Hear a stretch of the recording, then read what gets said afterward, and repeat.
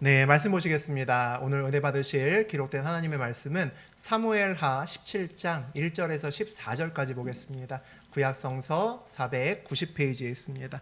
사무엘하 17장 1절에서 14절까지 봅니다. 네, 저하고 여러분이 한 절씩 교독하겠습니다. 제가 먼저 1절 봉독합니다. 아히도벨이 또 압살롬에게 이르되 이제 내가 사람 12,000명을 택하게 하소서. 오늘 밤에 내가 일어나서 다윗의 뒤를 추적하여 그가 고나고 힘에 빠졌을 때에 기습하여 그를 무섭게 하면 그와 함께 있는 모든 백성이 도망하리니 내가 다윗 왕만 쳐 죽이고 모든 백성이 당신께 돌아오게 하리니 모든 사람이 돌아오기는 왕이 찾는 이 사람에게 달렸음이라. 그리하면 모든 백성이 편안하리이다 하니 압살롬과 이스라엘 장로들이 다 그 말을 옳게 여기더라. 압살롬이 이르되 아렉 사람 후세도 부르라. 우리가 이제 그의 말도 듣자 하니라. 후세가 압살롬에게 이르매 압살롬이 그에게 말하여 이르되 아히도벨이 이러이러하게 말하니 우리가 그 말대로 행하랴. 그렇지 아니하거든 너는 말하라 하니 후세가 압살롬에게 이르되 이번에는 아히도벨이 베푼 계략이 좋지 아니하니이다 하고 또 후세가 말하되 왕도 아시거니와 왕의 아버지와 그의 추종자들을 용사라. 그들은 둘에 있는 곰이 새끼를 빼앗긴 것 같이 격분하였고 왕의 부치는 전쟁에 익숙한 사람인즉 백성과 함께 자지 아니하고 지금 그가 어느 굴에나 어느 곳에 숨어 있으리니 혹 무리 중에 몇이 먼저 엎드려지면 그 소문을 듣는 자가 말하기를 압살롬을 따르는 자 가운데에서 패함을 당하였다 할지라. 비록 그가 사자 같은 마음을 가진 용사의 아들일지라도 낙심하리니 이는 이스라엘 무리가 왕의 아버지는 영웅이요 그의 추종자들도 용사인 줄 알미니이다. 나는 이렇게 계략을 세웠나이다. 온 이스라엘을 단부터 브엘세바까지 바닷가의 많은 모래같이 당신께로 모으고 친히 전장에 나가시고 우리가 그 만날 만한 곳에서 그를 기습하기를 이슬이 땅에 내림같이 우리가 그의 위에 덮여 그와 함께 있는 모든 사람을 하나도 남겨두지 아니할 것이요. 또 만일 그가 어느 성에 들었으면 온 이스라엘이 밧줄을 가져다가 그 성을 강으로 끌어들여서 그곳에 작은 돌 하나도 보이지 아니하게 할 것이니이다 하매 압살롬과 온 이스라엘 사람들이 이르되 알렉 사람 후세의 계략은 아히도벨의 계략보다 낫다 하니 이는 여호와께서 압살롬에게 화를 내리려 하사 아히도벨의 좋은 계략을 물리치라고 명령하셨음이더라. 하나님 말씀입니다. 아멘. 네, 우리 오늘은 사무엘하 17장 1절에서 14절까지 함께 봤습니다. 우리 그 내용 중심으로 무엇이 부족해서 승리하지 못할까? 무엇이 부족해서 승리하지 못할까라는 제목으로 우리 함께 은혜 나누겠습니다. 지금 다윗은 압살롬을 피해서 도망가는 중이죠. 다윗에게 붙는 사람들도 물론 있지만 다윗보다는 많은 사람들이 이미 압살롬에게 붙어 있습니다. 다윗에게 등을 돌렸다는 얘기죠. 어제까지 분명히 네 사람이었는데 오늘은 그의 대적에게 붙어있는 많은 사람들을 보면서 다윗이 힘이 빠집니다. 그가 어딘가에서 지금 머물면서 힘이 빠져서 주저앉아 있다라는 것을 우리 지난 시간에 함께 나누었죠. 압살롬은 그 유명한 모략가인 아히도벨과 함께 예루살렘에 입성했습니다. 힘도 있고 이미 힘도 있고 군사도 많고 거기에 최고의 머리 최고의 전략가인 아히도벨까지 함께 있으니 최상의 조건이죠. 아무리 봐도 이제 세상적으로는 다윗에게는 기회가 없을 것 같습니다. 이제 글렀구나, 이제 틀렸구나라는 생각밖에 들지 않죠. 여기에 하나의 작은 변수가 하나 개입을 합니다. 우리 지난 시간에 나눴던 후세죠. 후세가 다윗 사람으로 압살롬 편에 이제 스파이로 들어가게 됩니다. 지난 시간에 압살롬은 후세에게 야, 왜 친구 다윗에게 가지 않고 나에게 왔냐? 너 배신자구나 이런 이야기를 합니다. 후세는 나는 다윗 편이 아니라 하나님이 함께 계신 자의 편이다. 그리고 백성들, 우리 민족이 함께 있는 선택한 자의 편이다라고 이야기를 합니다. 압살롬의 편이라는 거죠. 아히도벨은 완전히 압살롬의 머리가 되는 역할을 합니다. 그래서 예루살렘에 입성한 압살롬은 물어보죠. 아히도벨에게 내가 다음은 뭐 해야 됩니까? 이렇게 물어봅니다. 그동안에 아이도벨이 시키는 대로 하나하나 이렇게 함으로써 여기 반란도 성공하고 여기까지 왔음을 우리가 짐작할 수 있습니다. 아이도벨이 왕궁에 다윗이 남겨놓은 후궁들과 대놓고 그들을 취해라 라고 이야기를 합니다. 말도 안 되는 짓이죠. 승리를 위해서는 정말 수단과 방법을 가리지 않는 아이도벨을 볼 수 있고, 또 그대로 순종하는 또 우리 압살롬도 볼 수 있었습니다. 당시 아이도벨이 어떤 사람이냐라는 것을 우리 지난 시간에 마지막 성경 구절이죠, 사무엘하 16장 23절을 통해서 우리 알 수 있습니다. 다시 한번 읽어보죠. 그때 아이도벨이 베푸는 계략은 사람이 하나님께 물어서 받은 말씀과 같은 것이라. 아이도벨의 모든 계략은 다윗에게나 압살롬에게나 그와 같이 여겨졌더라. 아이도벨의 계략은 성경 말씀 같더라 랍니다. 더 이상의 칭찬을 어떻게 하겠습니까? 성경 말씀 반드시 이루어지는 거죠. 아이도벨의 말은 100% 바로 이루어지더라. 그대로 세상에서 그의 예측대로 이루어지더라라는 겁니다. 아이도벨이 길이요 진리요 생명이요 나로 말미암지 않고는 구원받을 자가 없느니라, 예수님의 말과 같죠. 그런 존재가 당시의 아이도벨이라는 겁니다. 압살롬뿐 아니라, 믿음이 좀 갈팡질팡하는 압살롬뿐 아니라 믿음이 굉장히 좋은 다윗 입장에서도 그게 맞는 말이야 라고 수긍할 정도로 대단한 인물이 아이도벨입니다. 하나님을 믿는 사람도 아이도벨이 최고야 라고 이야기를 한다는 거죠. 인정하지 않을 수 없다는 겁니다. 우리 인생길에도 우리 살다 보면 이런 아이도벨이 있죠. 우리가 듣지 않으면 안 될 것 같은, 우리가 꼭 그대로 살아야 될 것 같은 그런 이야기들이 있습니다. 아이도벨과 싸우는 것은 이건 완전히 계란으로 바위 치는 거야 라고 느껴지는 그런 일들이 있습니다. 그때 우리 인생길에서 아이도벨이 어디 있느냐 찾지 않고 하나님이 어디 있는가를 먼저 찾는 것은 참 어려운 것 같습니다. 그것이 믿음인데, 그런 믿음을 우리가 실제로 삶에서 살아내기는 참 어렵다는 거죠. 왜 그렇습니까? 세상의 정답인 아이도벨은 눈에 뻔히 보입니다. 모든 사람이 저쪽 길이 맞아 라고 얘기한다는 거죠. 그런데 하나님은 언제 보입니까? 보통 우리가 전심으로 찾아야 보입니다. 기도하고 하나님 이 길이 맞습니까? 물어보고 해야 보통 알게 되는 경우가 훨씬 더 많기 때문이죠. 그러니까 뻔히 보이는 길을 놔두고 이 길을 하나님께 물어봐야 될까, 이런 생각이 듭니다. 물어보지 말까? 괜히 물어봤다가 아이도벨과 다른 쪽에 하나님이 서 계시면 완전히 대략 난감이죠. 하나님이 아이도벨과 다른 곳에 있으면 어떡할까라는 걱정도 사실은 듭니다. 그래서 그냥 조용히 가자, 아니면 하나님께서 나중에 얘기하시겠지 라는 마음을 가지고 세상 사람이 가는 길을 그대로 따라가기도 합니다. 오늘 계란으로 바위치는 그런 장면들을 우리가 함께 볼 겁니다. 우리 1절부터 3절까지 보겠습니다. 아이도벨이 또 압살롬에게 이르되 이제 내가 사람 12,000명을 택하게 하소서.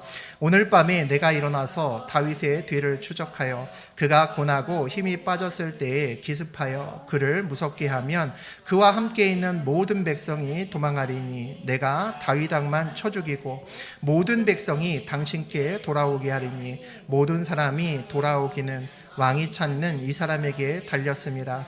그리하면 모든 백성이 편안하리이다 하니, 하나님의 말씀이다 라고까지 말할 수 있는 아이도벨의 또 다른 계략이 또 바로 나옵니다.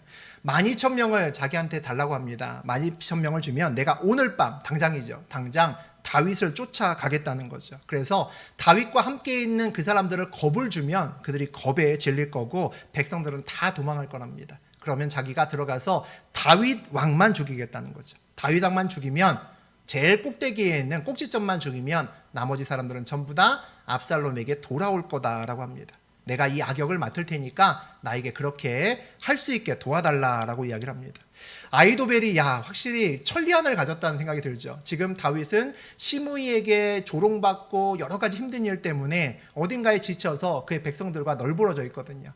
이제 내 삶은 어떻게 될까 지쳐 있거든요. 지금 덮치면 아마 아이도벨의 이 예언대로 그대로 아마 이루어질 겁니다. 마치 지금 다윗의 상황을 같이 있지 않으면서도 모두 다 꿰뚫어 보고 있는 것처럼 말을 한다는 거죠.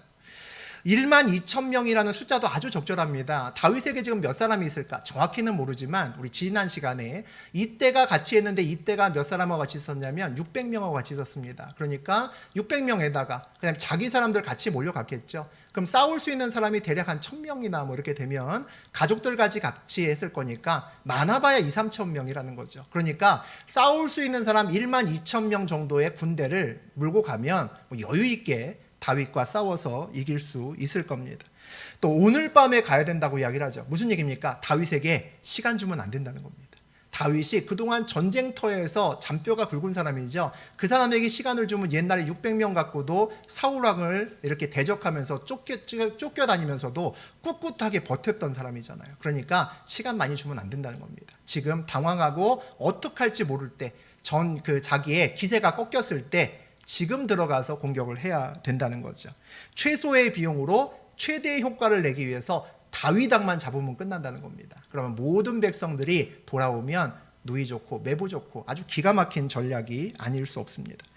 또 아이도벨은 자기가 직접 가서 다윗을 죽이겠다고 합니다. 굉장히 좋은 전략 중에 하나죠. 왜 그렇습니까? 다윗의 아들이 압살롬이니까 압살롬이 아버지를 죽이면 보기 좋지 않잖아요. 그러니까 자기가 그 악역을 맡는다는 거죠. 그런데 우리가 좀 궁금한 것이 있습니다. 우리 아이도벨은 원래 다윗 사람이었거든요. 그러다가 이제 갈아탄 겁니다. 압살롬으로 반역을 일으킨 압살롬에게 갈아탔죠. 근데 왜 이렇게까지 할까? 자기가 직접 군대를 몰고 가서 다윗을 죽이겠다고 하지 않나? 저렇게까지 할 필요가 있을까 싶습니다. 아이도벨의 출신을 잘 분석해 보면, 성경의 말씀을 통해서 분석해 보면 이 사람이 누구냐면 밧세바의 할아버지임을 볼 수 있습니다. 밧세바의 할아버지가 아이도벨입니다. 다시 말하면 밧세바가 원래 우리아와 아주 좋은 행복한 가정을 잘 이루고 있었는데 사실은 다윗 때문에 그 가정이 풍비박산 났거든요. 다윗이 밧세바를 범하고 그 다음에 손녀의 사위죠. 사위는 멀리 전쟁터에 보내서 죽여버렸습니다. 그 일을 다 알죠. 그 일을 통해서 아이도벨이 우리 다윗과 원수지간이 되지 않았나라는 생각이 듭니다. 그렇지 않으면 이렇게까지 할 필요는 없었다는 거죠. 자기 스스로 모든 짐을 지면서까지 저렇게 다윗을 대적할 필요는 없었다라는 생각이 듭니다.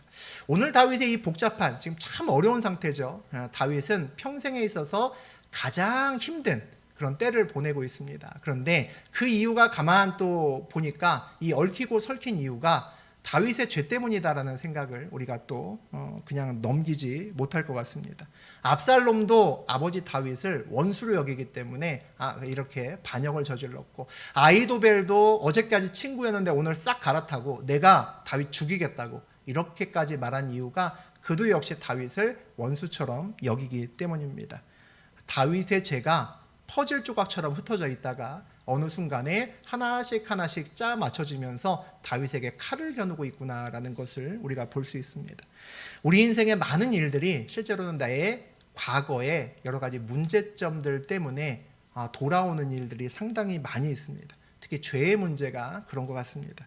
해결하지 못하고 내가 그냥 덮어두고 한 것들이 언젠가 나에게 내 숨통을 조이는 경우가 있다는 거죠. 우리가 늘 거룩하게 살아야 되는 이유가 있습니다. 하나님의 말씀을 붙들고 산다는 것의 가장 기본은 거룩하고 정직하게입니다. 거룩하고 정직하게 살아야 우리의 행복할 수 있는 가장 기본적인 조건이 마련된다는 거죠. 네, 우리 4절과 5절 보시겠습니다. 압살롬과 이스라엘 장로들이 다 그 말을 옳게 여기더라. 압살롬이 이르되 아렉 사람 후세도 부르라. 우리가 이제 그의 말도 듣자 하니라. 이제 성경 말씀과 같은 아이도벨이 계략을 얘기했습니다. 다른 사람들이 다 박수치고 맞아 역시 아이도벨이 최고야 이런 분위기입니다. 맞으면 그냥 그대로 하면 되잖아요. 근데 갑자기 압살롬이 뜬금없는 얘기를 합니다. 우리가 그 후세의 이야기도 좀 듣는 게 좋지 않을까? 이런 이야기를 합니다. 후세는 처음부터 반란에 가담한 사람도 아니었죠. 반란에 성공해서 예루살렘으로 입성했는데 그때 왕이여 만세하고 뛰어나온 사람이 후세였습니다. 그러니까 의심스러우니까 야, 너 다윗의 친구인데 왜 여기 있어? 라고 했던 사람이 후세죠. 물론 그도 모략가입니다. 그도 모략가지만 아이도벨하고는 좀 격이 다른 모략가죠. 좀 처지는 모략가입니다. 좀 후지죠, 이름처럼. 그래서 후세입니다. 그죠? 그러니까 그 사람하고 같이 굳이 그 사람 말을 들어볼 필요가 뭐가 있습니까? 그런데도 이제까지 아이도벨의 말대로 해서 승승장구해서 여기까지 왔는데 굳이 이 타이밍에서 후세의 말도 들어보자라고 이야기합니다. 왜 갑자기 후세의 말이 듣고 싶어졌을까요? 여러분은 왜 그렇게 생각하십니까? 하나님이 압살롬에게 그런 마음을 넣어주신 겁니다. 우리가 생각할 때는 후세를 부를 이유도 없는데 그렇게 이야기를 하신다는 거죠. 우리가 보이는 세상이 전부가 아니잖아요. 돈과 힘이 세상을 이끌어 간다라고 많은 사람이 이야기를 하지만 우리는 그 뒤에 하나님이 있다라는 것을 압니다. 그래서 우리는 우리의 머리를 쓰는 것보다 하나님이 일하시는 것이 훨씬 더 빠르다라는 것을 알기 때문에 예배드리고 기도하고 또 하나님의 뜻을 묻습니다. 내가 노력해서 그냥 이루어지는 세상이 아니다라는 것은 우리 모두 알고 있기 때문입니다. 누군가에게 어떤 생각을 넣어 주어야 그 다음부터 우리 일이 풀리는 경우가 많습니다. 갑자기 누군가에게 후세에게 물어보고 싶은 생각이 들어야 저하고 여러분의 막힌 여러 가지 일들이 풀리기 시작할 수 있다는 거죠. 그래서 다윗은 지금 소망이 있다라는 생각이 듭니다. 다윗의 소망이 사람의 계획이 있다면 소망이 1도 없을 겁니다. 왜 그렇죠? 아이도벨이 그 편이 아니기 때문입니다. 세상에 어떤 계략보다 뛰어난 계략을 낼 수 있는 아이도벨이 그 편이 아니니까 사람의 계획에 그의 소망이 있으면 그의 소망은 희망은 제로라는 거죠. 다윗의 소망이 힘에 있다면 역시 지금 아무것도 할 수 없습니다. 모든 군대와 모든 사람은 지금 다 압살롬이 쥐고 있습니다. 다윗에게 어떤 소망이 희망이 있을 수가 없다는 거죠. 다윗의 소망이 하나님께 있기 때문에 여전히 희망적이다라는 생각이 듭니다. 왜 그렇습니까? 후세가 지금 등장할 텐데 후세를 믿는 것이 아니라 후세 뒤에 하나님이 있겠구나라는 것을 우리는 볼 수 있기 때문이죠. 우리 6절과 7절 보겠습니다. 후세가 압살롬에게 이르되 압살롬이 그에게 말하여 이르되 아이도벨이 이러이러하게 말하니 우리가 그 말대로 행하랴. 그렇지 아니하거든 너는 말하랴 하니 후세가 압살롬에게 이르되 아이도벨이 베푼 계략이 좋지 아니하니이다 하고. 이 압살롬이 바보가 틀림없습니다. 왜 후세를 불러다가 아이도벨의 계략을 다 얘기합니까? 완전 TMI죠. 너무 많은 정보를 주는 겁니다. 그냥 불러와서 야, 네 계략은 지금 어떻게 하면 되겠냐? 라고 물어봤으면 후세가 답변을 제대로 못했을 겁니다. 근데 아이도벨의 이야기를 다 해줬거든요. 그 다음에 네 생각은 어떠냐라고 묻습니다. 후세는 갑자기 이제 고급 정보를 들었죠. 고급 정보를 들은 다음에 이야기를 합니다. 우리 8절에서 10절까지 봅니다. 또 후세가 말하되 왕도 아시거니와 왕의 아버지와 그의 추종자들은 용사라. 그들은 들에 있는 곰의 새끼를 빼앗긴 것 같이 격분하였고 왕의 부친은 전쟁에 익숙한 사람인즉 백성과 함께 자지 아니하고 지금 그가 어느 굴에나 어느 곳에 숨어 있으리니 홍 무리 중에 몇이 먼저 엎드려지면 그 소문을 듣는 자가 말하기를 압살롬을 따르는 자 가운데에서 패함을 당하였다 할지라. 비록 그가 사자 같은 마음을 가진 용사의 아들일지라도 낙심하리니 이는 이스라엘 무리가 왕의 아버지의 영웅이요 그의 추종자들도 알미니이다.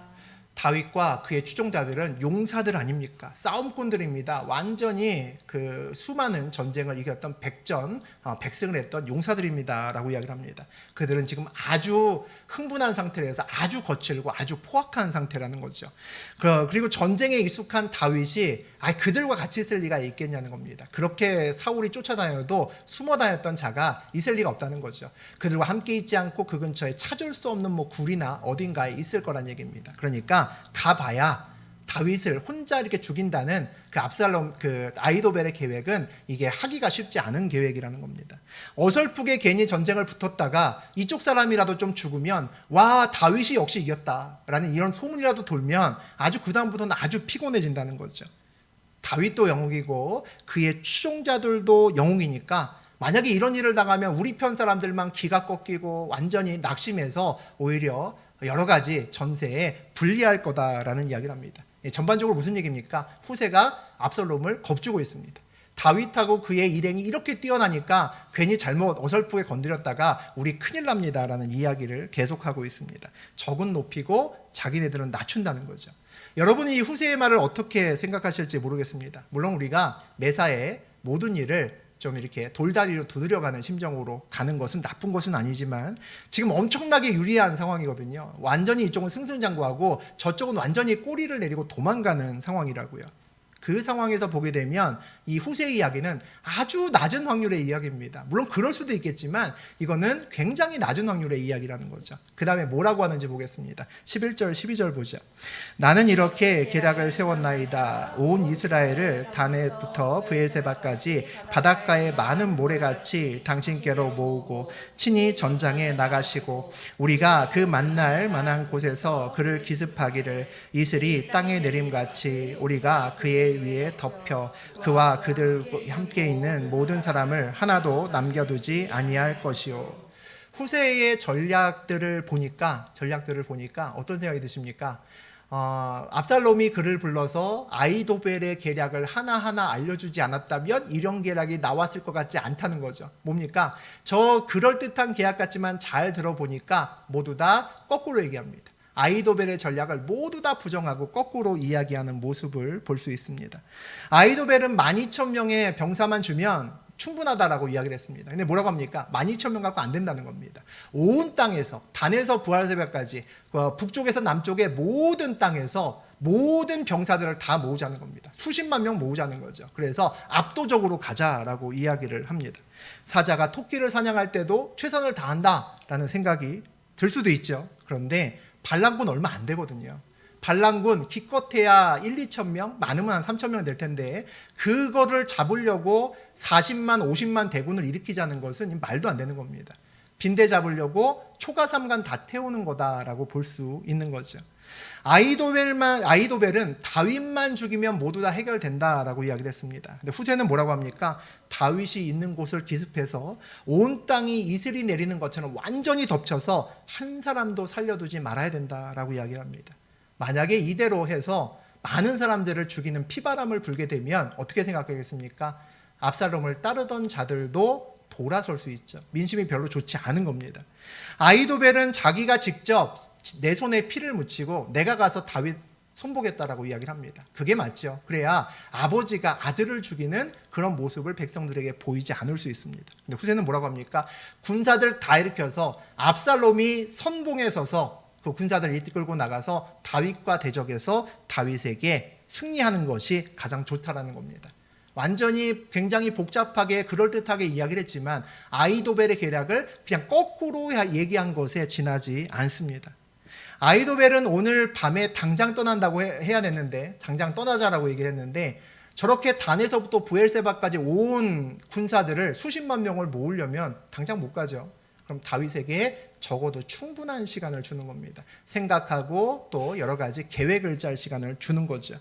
여러분은 후세의 계획이 맞는 것 같습니까? 아니면 아이도벨의 계획이 맞는 것 같습니까? 후세의 계략은 앞에 아이도벨의 계략을 모른 상태에서 이 계략을 보면 맞을 수도 있다는 생각이 들지만 이것은 그냥 아이도벨의 계략을 거꾸로 뒤집어 놨을 뿐 사실은 별 내용이 없다라고 볼 수 있습니다. 14절 보겠습니다. 압살롬과 온 이스라엘 사람들이 이르되 아렉 사람 후세의 계략은 아이도벨의 계략보다 낫다 하니 이는 여호와께서 압살롬에게 화를 내리려 하사 아이도벨의 좋은 계략을 물리치라고 명령하였음이더라. 아이도벨의 계략을 다 듣고 후세의 계략도 다 들은 사람들이 모두 다 전혀 의외로 뭐라고 얘기합니까? 후세가 더 낫네. 후세의 말이 맞네 라고 박수를 친다는 겁니다. 누가 봐도 이건 아이도벨의 계략이 맞는데 전부 다 후세의 계략이 맞다는 거죠. 이게 무슨 어리석은 짓인가라는 생각이 듭니다. 다윗의 세력이 더 모이기 전에 그 충격에서 헤어나지 못해서 아무 생각 들지 않고 머릿속이 하얄 지금 이때가 다윗을 제거할 수 있는 절호의 기회라는 거죠. 후세의 말대로 산전수전 다 겪은 다윗에게 충분한 시간을 주는 것밖에 되지 않습니다. 후세의 말을 들으면 왜 이런 결정을 했을까? 이런 바보 같은 결정을. 그게 14절 후반부에 나오죠. 여호와께서 압살롬에게 화를 내리려 하사 아이도벨의 좋은 계략을 물리치라고 명령하셨음이었더라라는 것이 결론입니다. 하나님께서 그런 생각이 들도록 하셨다라는 겁니다. 얼마 전에 우리 다윗이 도망가면서 아이도벨이 그만 압살롬의 편이 되었습니다 라는 아주 충격적인 소리를 듣습니다. 그 소리를 듣자마자 우리 다윗의 입에서 나왔던 소리가 사무엘하 15장의 31절입니다. 다시 읽어보자. 어떤 사람이 다윗에게 알리되 압살롬과 함께 모반한 자들 가운데 아이도벨이 있나이다 하니 다윗이 이르되 여호와여 원하옵건대 아이도벨의 모략을 어리석게 하옵소서 하니라. 다윗이 도망가다가 정말 절망적인 소리를 들었을 때 이제 기도했던 내용인데, 뭐 저 기도가 뭐 금식하면서 뭐 어디 뭐 교회에 들어가서 열심히 막 이렇게 깊게 기도한 내용이겠습니까? 아니겠죠. 도망가는 와중에 아주 절망적인 소리를 들으니까 자기도 모르게 입에서 툭 튀어나왔단 말입니다. 하나님 바라온데 아이도벨의 계략이 정말 쓸데없는 계략, 정말 어리석은 계략이기를 원합니다. 하나님 도와주세요 라는 말이 그냥 외마디처럼 튀어나왔다는 거죠. 그런데 하나님이 그 기도를 듣고 계셨다는 겁니다. 그 신음소리를 들으셨다는 거죠.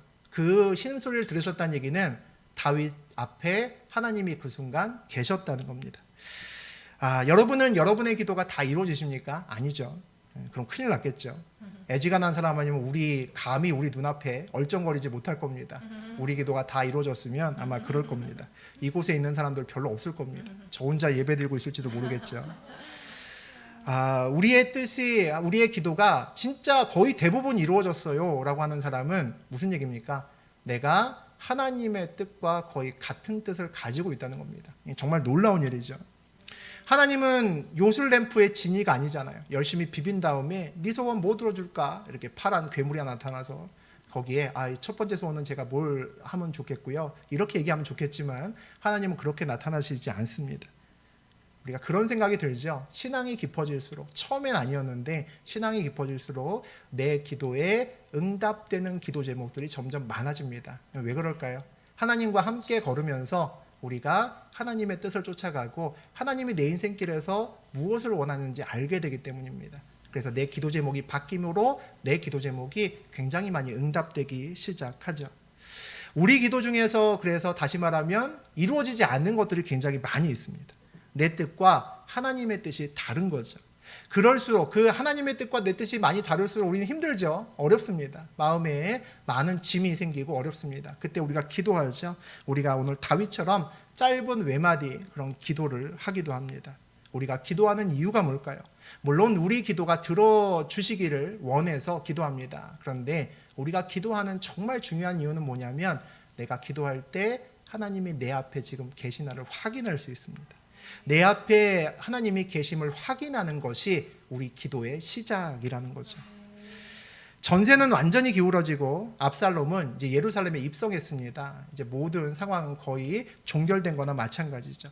이제 도망가는 다윗이 뭘 할 수 있겠습니까? 우리 크리스찬이 하는 말대로 기도밖에 뭐 할 게 있어 라는 지금 상황이 다윗의 상황입니다. 그런데 우리는 기도밖에 우리 할 게 없지라는 그 말이 정말 기도의 힘을 얼마나 믿고 얘기하는지 모르겠습니다. 사실 우리가 그렇게 얘기할 때는 아이고 이제 어떡하지? 불안한 마음으로 하나님만 바라봐야 되지 않을까? 그런 심정으로 기도밖에 할 게 뭐 있겠어 라고 얘기하는지도 모르겠습니다.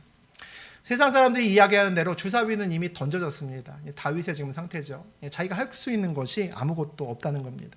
믿지 않는 사람들은 삶을 살아가면서 보통 어떤 좌우명을 갖고 살아가냐면 내가 최선을 다하고 그 다음에 하나님께 또는 하늘에게 맡기면 돼라고 이야기를 합니다. 내가 열심히 살고 최선 다하고 그 다음에 하나님에게 맡기면 돼라고 이야기를 한다는 거죠.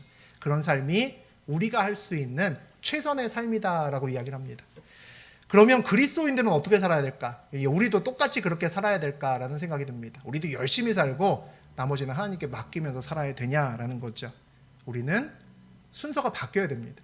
어떻게 바뀌어야 됩니까? 하나님께 먼저 맡기고 그리고 최선을 다하는 삶을 살아야 됩니다. 이게 작은 것 같지만 엄청나게 큰 차이입니다.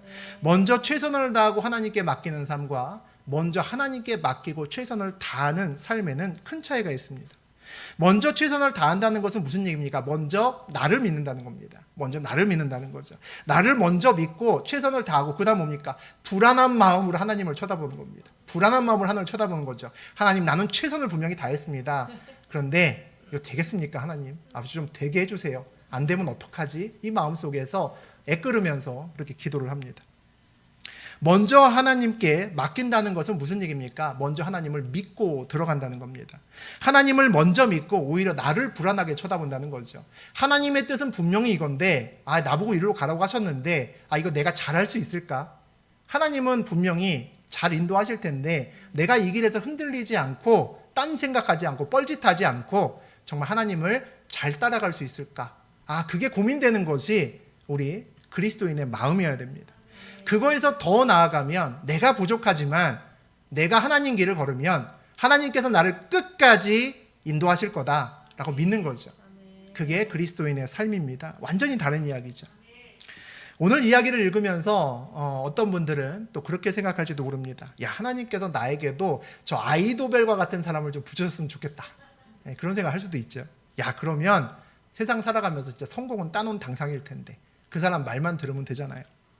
그렇게 생각한다면, 만약 그렇게 생각한다면 세상 사람과 똑같이 생각하는 겁니다. 다 그거 원하거든요.